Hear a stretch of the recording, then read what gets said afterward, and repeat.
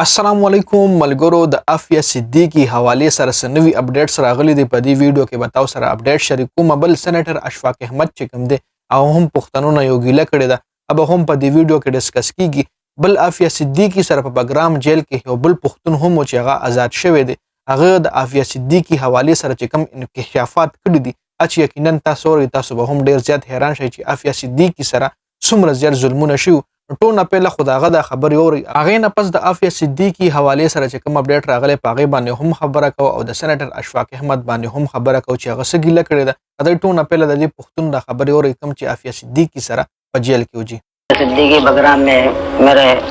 जिस प्लाट में मैं था हाफिज सिद्दीकी का और मेरा 2 कमरा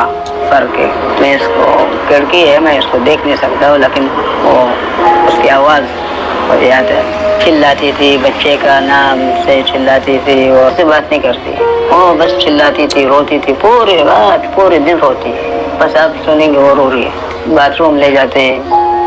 ऐसा बाथरूम होता है अब मैं कहता हूँ कि इंसानियत नहीं है आपको बताता हूँ। जब बाथरूम में ले जाते हैं ना इधर 2 बाथरूम में इधर 2 बाथरूम चारों को बिठाते हैं एक साथ आप मेरे सामने बैठकर पखाना कर सकते हैं बड़ी मुश्किल है 4 बंदे ऐसा बैठकर पखाना कर रहे हैं उसमें आफिया सिद्दीकी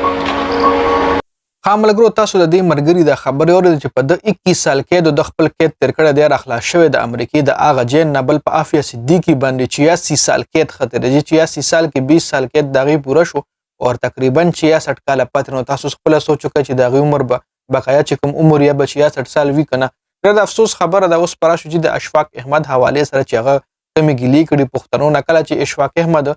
تل امریکای له عافیه صدیقی سره ملاقات د پاره اول تکیس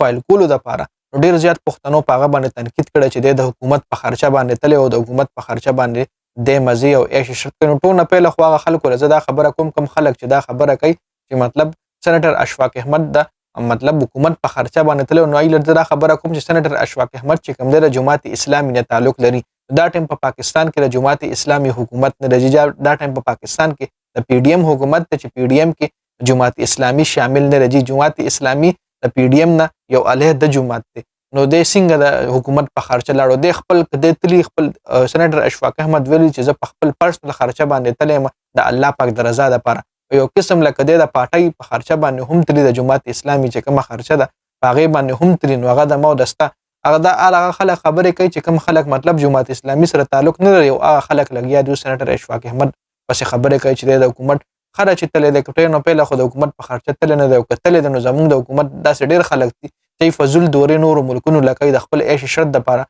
نو سېنیټر اشفاق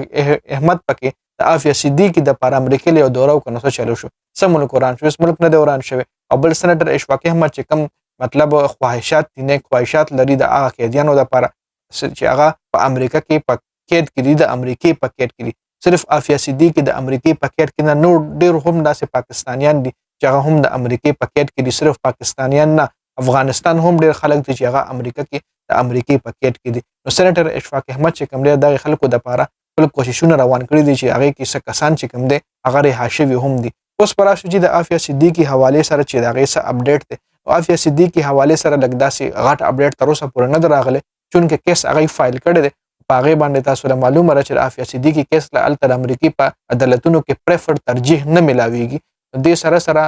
نوی اپډیټس راځي به خامخا ټایم لګي چونکه عافیه صدیقی سره